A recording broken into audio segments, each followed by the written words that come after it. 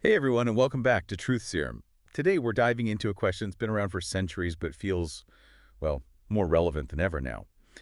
Are we living in a simulation? It's a question that has captivated philosophers and scientists, really, since, well, ancient Greece all the way to the modern era. It's fascinating how this idea keeps popping up throughout history. Yeah, it's like a philosophical itch we just can't help but scratch, right? What if, and just think about this, what if everything we experience, our feelings, our thoughts, everything is just uh, part of some incredibly complex computer program? Exactly. And what's really interesting is how technology has kind of like fueled this whole debate. I mean, when you look at how far video games and virtual reality have come in just a few decades, it's almost like we're kind of on this trajectory to create those very simulations ourselves. It's It's mind-blowing when you really think about it. I mean, we've gone from those super blocky, pixelated characters to these immersive 3D worlds that honestly feel almost real. So, like, if we're getting close to that level of simulation, who's to say a more advanced civilization hasn't already done it right That's then? the key point. That's where the philosopher Nick Bostrom comes in. You know, his 2003 paper, The Simulation Argument, really lays out the possibilities in a thought-provoking way. Oh yeah, Bostrom. Didn't he like say there are three main options when you really break it all down? That's right. His argument, well, simplified, is that either civilizations like ours, they tend to go extinct before they reach, a super advanced kind of post-human stage, or those post-human civilizations, they just choose not to run ancestor simulations, for whatever reason.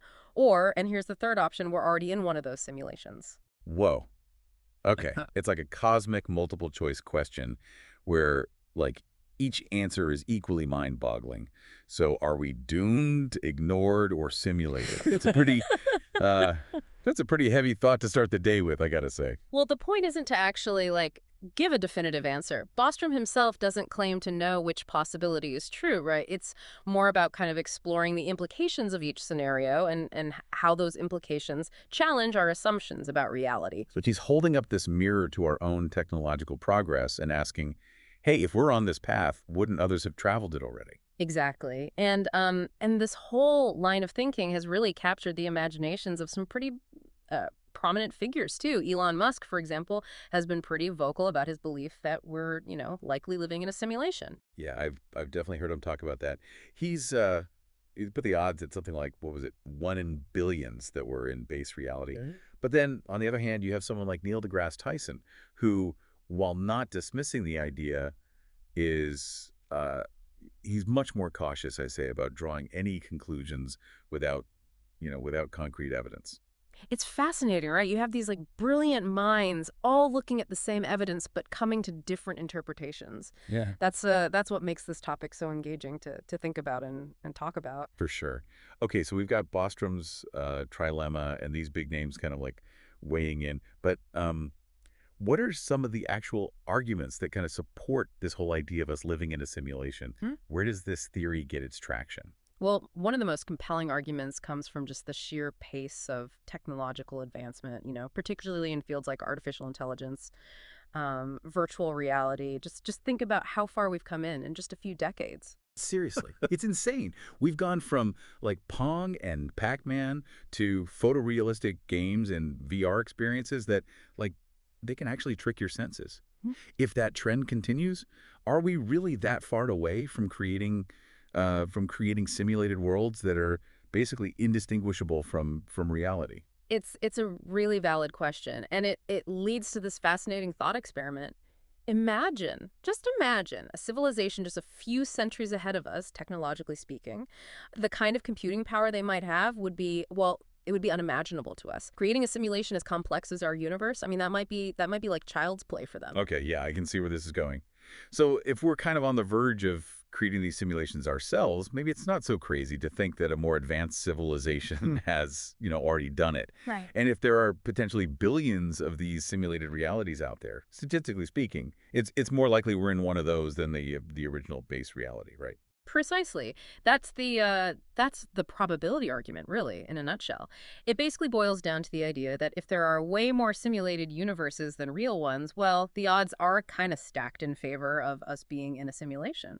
That's that's a pretty mind-blowing concept, I have to admit. But doesn't that rely on a lot of assumptions about how these these hypothetical super civilizations would behave? I mean, do we even know for sure they'd be interested in, creating these simulations in the first place? That's a great point. It's important to acknowledge that we are making a lot of assumptions about the motivations and capabilities of these, hypothetical civilizations. We're essentially projecting our own desires and interests onto them. Like maybe they're so advanced that they've moved beyond simulations completely and are onto something totally different that like we can't even fathom.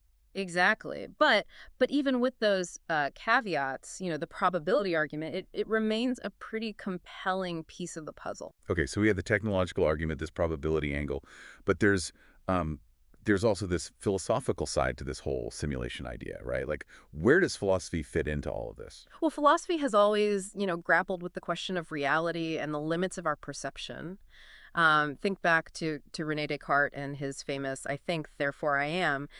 He was wrestling with the idea that the only thing we can be absolutely certain of is our own consciousness. Yeah, yeah. It's like even if everything else is an illusion, the very fact that I'm thinking, that means I must exist in some form. Precisely. And simulation theory takes that idea a step further. It asks, what if our consciousness itself is simulated? What if our thoughts, feelings, experiences, all of it? What if it's all just a part of a program? Whoa. Okay, now that's getting deep. So instead of shadows on a cave wall, we're talking about experiencing this like super sophisticated virtual reality program that we perceive as real life. That's one way to think about it. And some people point to the mathematical precision of the universe uh, as potential evidence for this. Is like the universe operates on this set of like incredibly complex equations, which could be interpreted as the underlying code of a simulation. Yeah, yeah, I've heard that argument before. It's like if the universe can be described using math, does that mean there's some kind of programmer who wrote the code? Is that what they're getting at? It's definitely a thought-provoking idea, but it's important to remember that just because something can be expressed mathematically, that doesn't necessarily mean it's, artificial. Mathematics it's a tool for understanding the universe, not necessarily proof of its fabrication. Right. Okay, that's a good point. You're like saying that because a painting can be described in terms of, brush strokes and colors, it must have been created by a computer. The description, like, doesn't negate the artist. Exactly. It's an important distinction to make. So while the mathematical nature of the universe is definitely intriguing, it's not it's not a slam dunk argument for the simulation hypothesis on its own. Okay, that makes sense. So you've got the technological argument, the probability argument, and this philosophical angle. Are there any other like lines of reasoning that proponents of simulation theory use to kind of support their claims? Well, there's also this idea of glitches in the matrix, those strange, unexplained phenomena that that make people wonder if reality is actually a bit buggy. Like a computer program with errors in the code. Oh yeah, yeah. Yeah. I've heard about those, like deja vu, where you get that eerie feeling of, of having experienced something before, or those stories of objects vanishing and reappearing in weird ways. Exactly. These kinds of occurrences, they can be interpreted as cracks in the simulated reality, moments where the program falters or reveals its true nature. But of course, they're often psychological or memory-based explanations for these phenomena as well. Right. So while those glitches are, fun to ponder, they're not exactly concrete proof of a simulation. It's more like we're trying to find patterns in the static. That's a great analogy. It's easy to get caught up in the mystery and intrigue of those experiences, but it's important to approach them with a healthy dose of skepticism as well. All right. So we've covered some of the main arguments for simulation theory.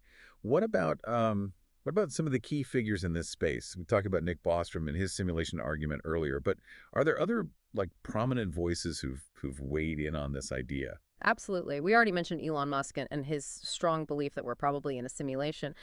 But it's interesting to contrast that with someone like Neil deGrasse Tyson. He acknowledges the possibility, but takes a more cautious stance, emphasizing the need for concrete evidence before jumping to conclusions. So even among those who've, given this some serious thought, there's a whole range of opinions. That makes sense considering how complex and multifaceted this whole topic is. Exactly. And it's important to remember that even Bostrom himself, doesn't claim to know for sure. Instead, he uses his argument to raise this provocative question. What kind of question? He asks, if we're not in a simulation, then why haven't we, with all of our ever-advancing technology, why haven't we started running these kinds of simulations ourselves? That's an interesting point.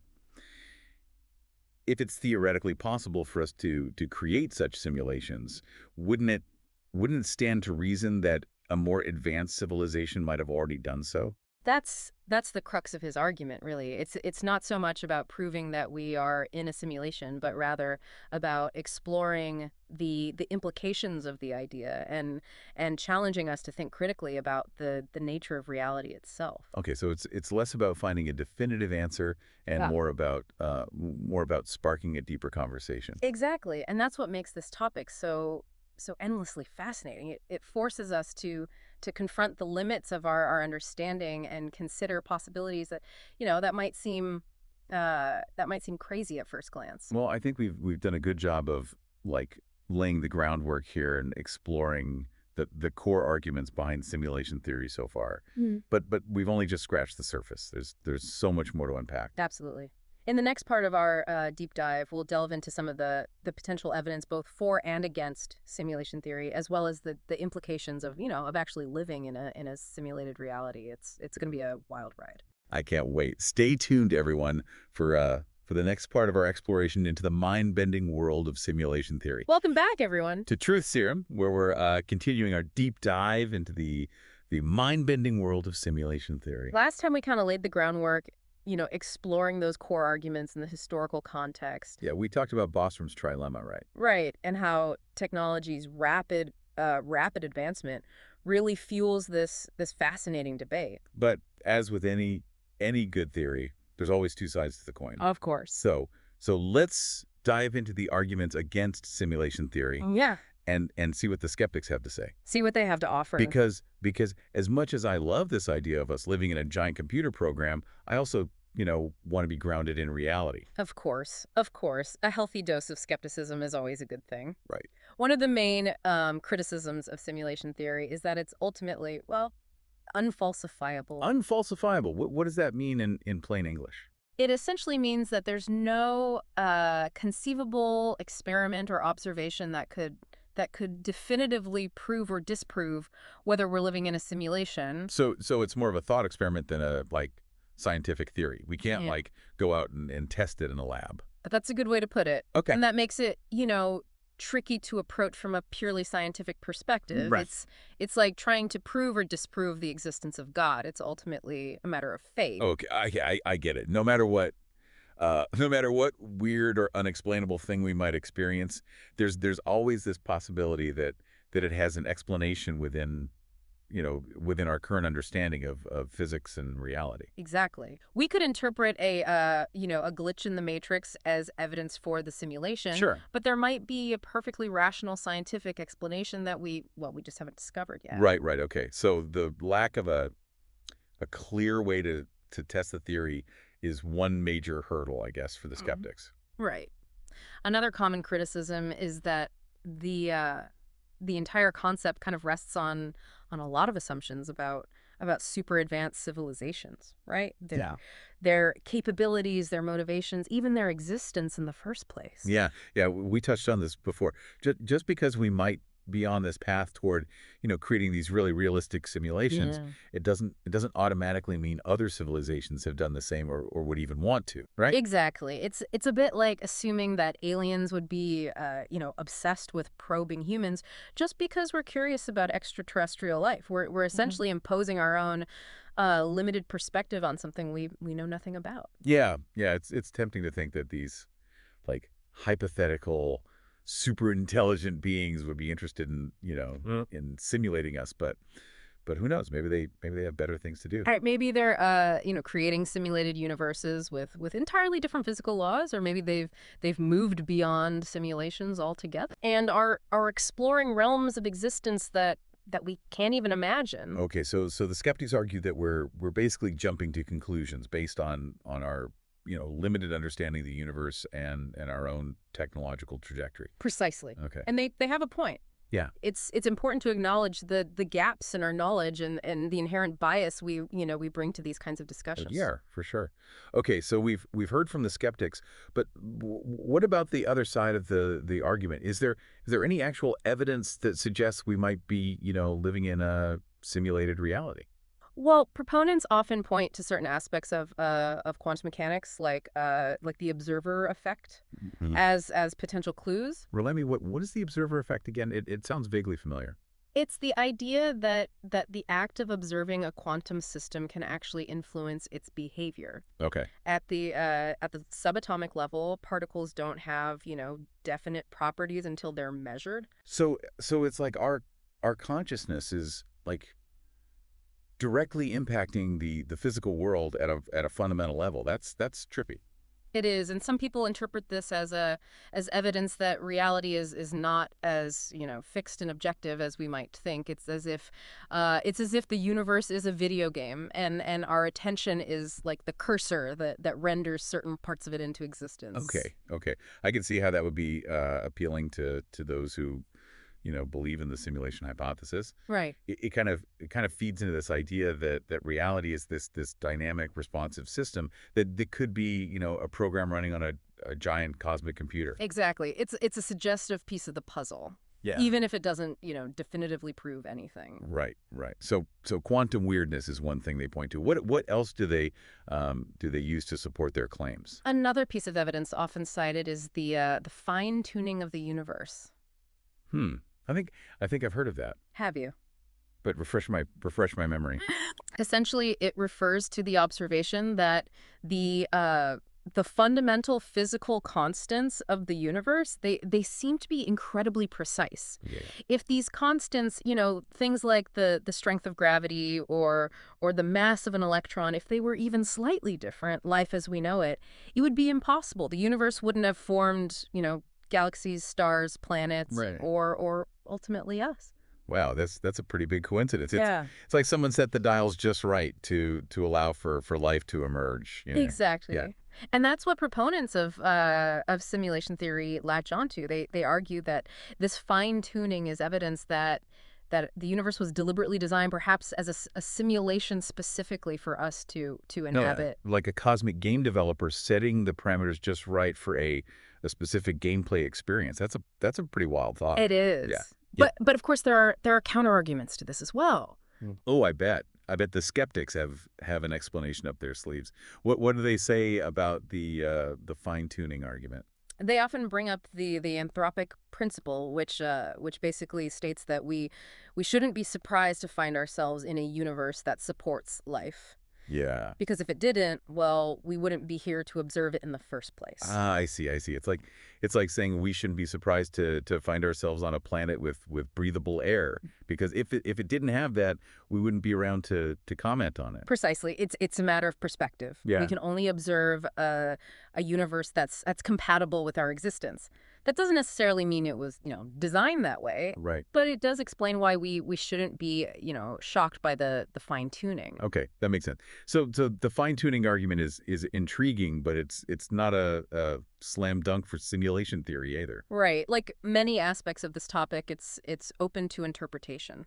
Yeah. So it seems like a lot of the evidence for simulation theory is really more about how you choose to look at the universe. That's a great way to put it. It's almost like a giant Rorschach test for our understanding of reality. I like that analogy. But Yeah.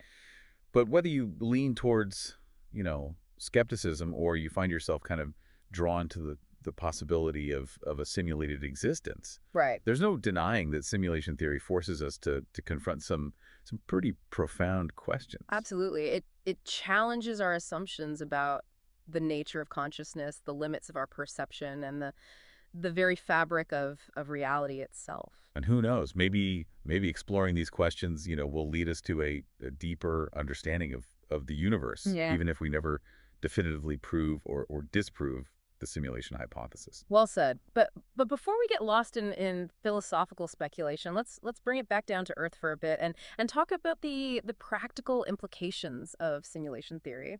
Okay, I'm intrigued. What are some of the real world consequences of believing that we might be living in a simulation? For one thing, it raises some serious questions about free will. Oh yeah, that's a big one. If we're just, characters in a giant computer program, do we really have any control over our choices and actions? That's the $1 million question. It's a philosophical debate that's been raging for centuries, determinism versus free will. Right. But simulation theory adds this whole other layer of complexity. Because if our reality is simulated, it's possible that our choices are predetermined, by the program itself or Yeah. by the beings who created it. Yeah. Like maybe we think we're choosing our own path, but really it's all been coded in advance. That's one possibility, but it's also possible that the simulation is designed to give us the illusion of free will, even if our choices are ultimately constrained by the rules of the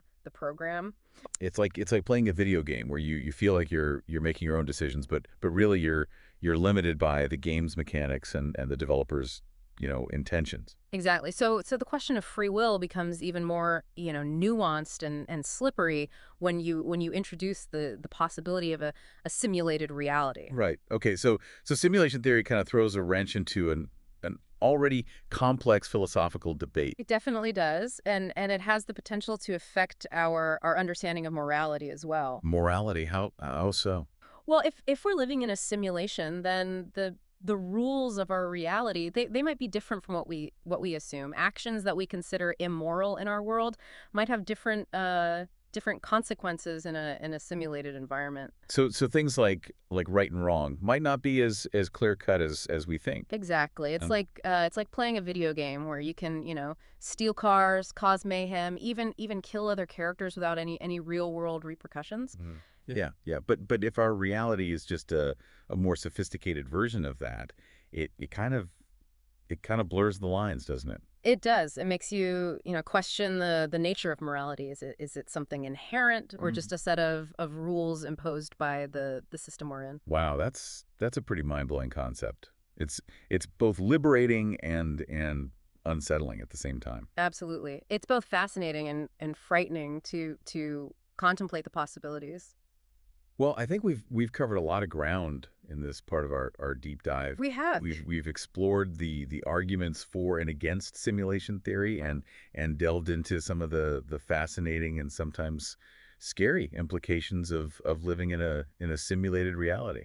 It's a lot to take in, Yeah. but there's still more to explore. There is. In the final part of our deep dive, we'll step out of the theoretical realm and into the world of pop culture. Yep. We'll look at how simulation theory has been portrayed in movies, TV shows, and video games. I like that. And we'll leave you with some thought-provoking questions to ponder on your own. So stay tuned for the thrilling conclusion of our exploration into the world of simulation theory. Welcome back to Truth Serum, everyone. We're wrapping up our deep dive into simulation theory. And this time we're kind of stepping out of the purely theoretical and into something, well, a bit more fun. Right. We're going to explore how simulation theory has infiltrated our pop culture. Because let's face it, this whole idea of, living in a simulated reality, it's been a staple of science fiction for decades. Absolutely. It's a concept that really captures our imaginations and makes us, question the nature of our existence. For sure. And it's all over, the movies, the TV shows, the video games we love. Right. One of the most iconic examples, of course, is The Matrix. Oh yeah, that movie. I mean, it blew my mind when I first saw it. It took this, abstract philosophical concept and turned it into like a visually stunning action film. Right. Yeah. It really captured the anxieties and the possibilities of, living in a simulated world. Remember the choice that Neo is offered between the red pill and the blue pill? Oh, absolutely. The red pill representing like the truth, however harsh, Mhm. and the blue pill representing, blissful ignorance. It's become such a powerful like metaphor in our culture. It really has. It speaks to that fundamental human desire to know the truth, even if it's unsettling or even dangerous. For sure. Right. Yeah, The Matrix, it really tapped into that existential angst and made us, question everything we thought we knew. And it's not just movies, right? No. TV shows like Westworld and Black Mirror have also kind of explored the ethical and philosophical implications of simulated realities. Oh, yeah, yeah. Westworld really gets deep into those questions about consciousness and free will, especially in the context of like artificial intelligence. It's Yeah. like if we can create, you know, beings that are so lifelike that they believe they're real, what does that say about our own, sense of self and agency? Right. It blurs the lines between creator and creation, between reality and simulation.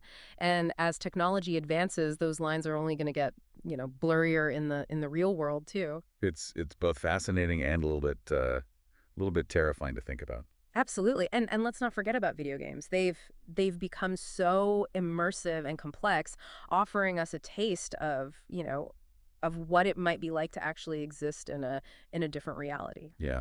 Think about games like Grand Theft Auto or The Sims. They allow us to kind of step into these virtual worlds where we can experiment with, different identities and explore the boundaries of morality. In a way, they're like mini simulations themselves, right? We can make choices, face consequences, and even, break the rules within the confines of these virtual environments. It's interesting to think about how these forms of like entertainment, they both reflect and shape our understanding of simulation theory. I think that's true. They give us a safe space to kind of explore these mind-bending ideas and grapple with the implications. Right, right. And maybe they even prepare us in a way, for a future Yeah, where the lines between reality and simulation become, well, increasingly blurred. maybe so. Well, I think we've given our listeners a lot to think about over the course of this deep dive. Yeah, we've explored the philosophical arguments, the scientific evidence, the pop culture representations. It's a lot. Yeah, it's a topic that really makes you, question everything. It does. So as we conclude this episode, we want to leave you with a few final thoughts. Have you ever experienced anything that made you question the nature of reality? A strange coincidence, a glitch in the matrix, a moment of deja vu, anything like that. If so, we'd love to hear about it. Share your thoughts with us and let's keep this conversation going. Because ultimately that's what Truth Serum is all about. Exploring the mysteries of the universe and questioning everything. Thanks for joining us and keep those minds So open. see you next time.